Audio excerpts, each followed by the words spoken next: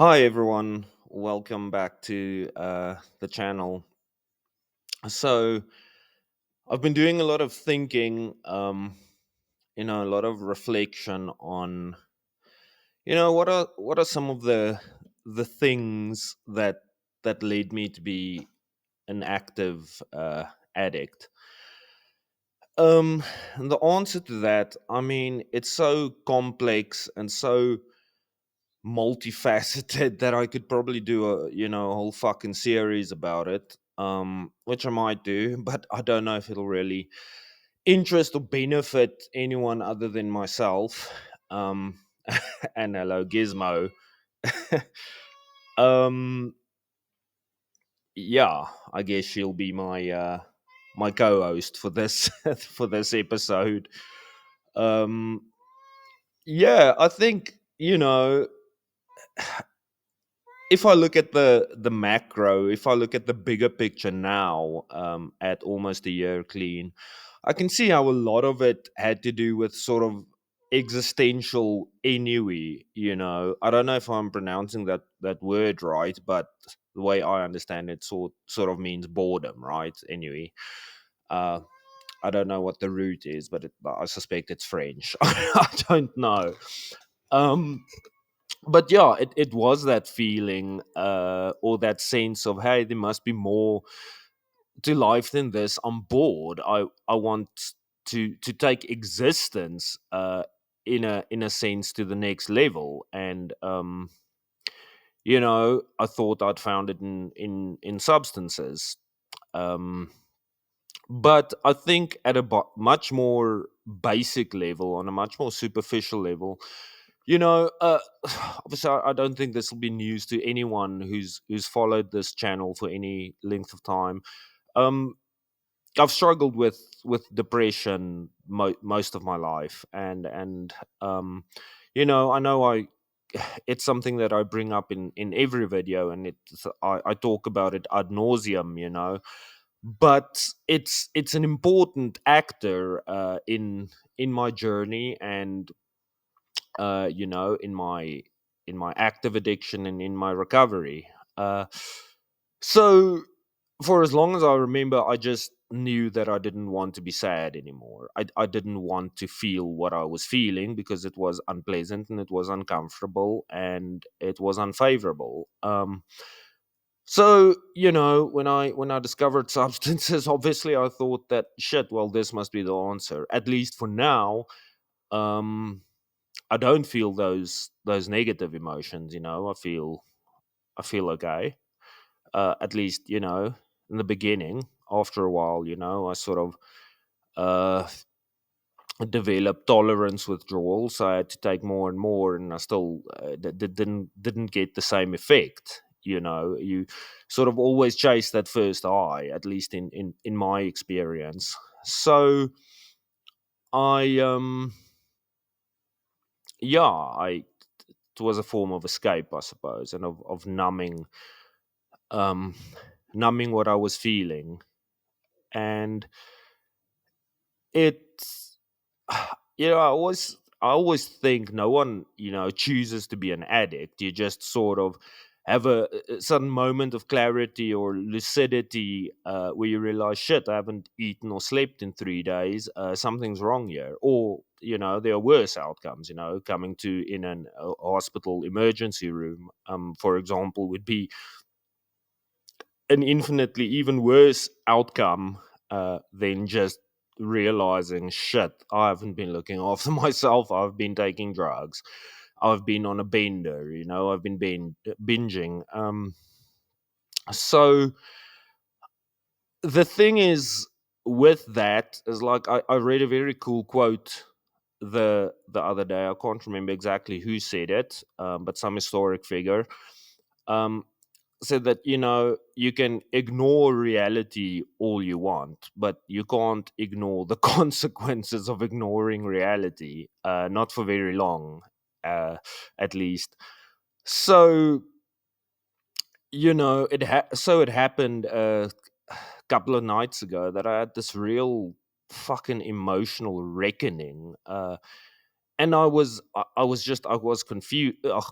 I apologize. I was consumed by guilt and shame and remorse and grief, um, for my actions and my behavior in the past. And I thought to myself, what I need to do is reach out to people I've hurt, and I need to make amends. But ultimately, and that might happen in the future. I'm not there yet where I think I can do that safely, if I can put it that way. The reality at this stage is just those people that I feel I so desperately need to make amends to, that they're better off without me in their life, and me forcing and crowbarring my way back into their life is going to cause great harm, potentially, to them and possibly to me. So you know there are people I've wanted to make amends to for a year, 2 years, but something has always blocked me, and I kind of now understand why I had this psychological block. Because you know when I was in their lives, I brought a great deal of chaos, and forcing myself back into their lives, it's just going to, I guess, bring that chaos back, whatever my intentions might be. And my intentions might not be, to help them heal and help them get closure. My intentions might be self-centered and self-serving, because I don't want to feel guilty anymore, and I just want to soothe my own conscience. Maybe, I don't know. I think it could be a bit of both, because I do feel real remorse, and I do feel real guilt and regret for the way that I treated people in the past. And what I can do for now, that's probably a bit safer, is just make living amends. And I don't get to rewrite the story of the past, unfortunately. I don't get to do that, but I get to change the narrative, going forward, which is what I hope to do. With the guidance of the right people. But it wasn't easy. And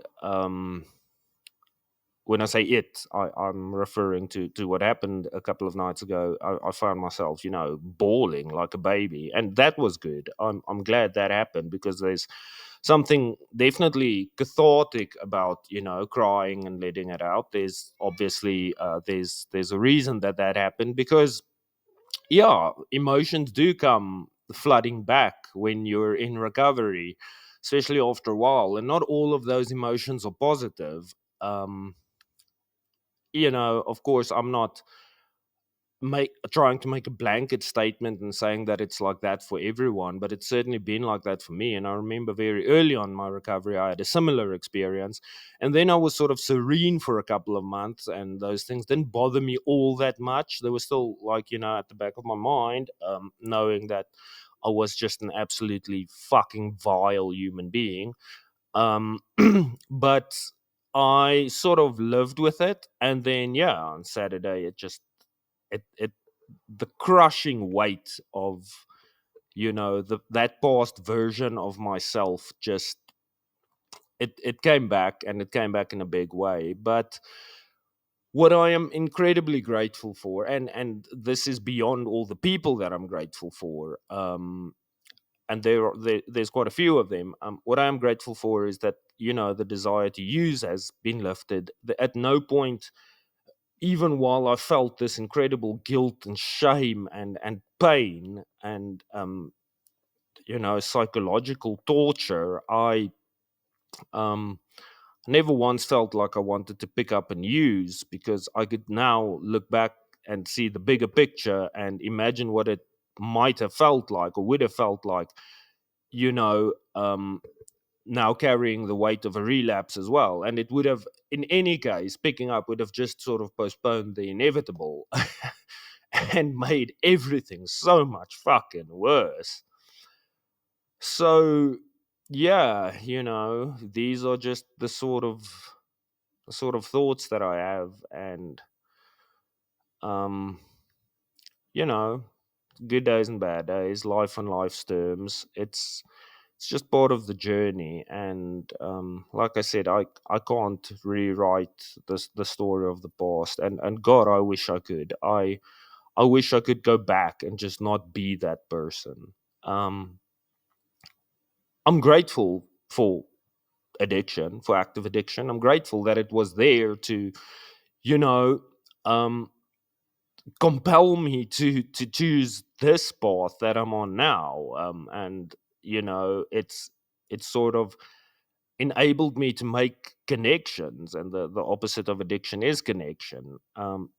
I'm grateful for that, but I still have to live with myself. I still have to look at myself in the mirror and remember the kind of person that I used to be. But yeah, you know, I don't live there anymore.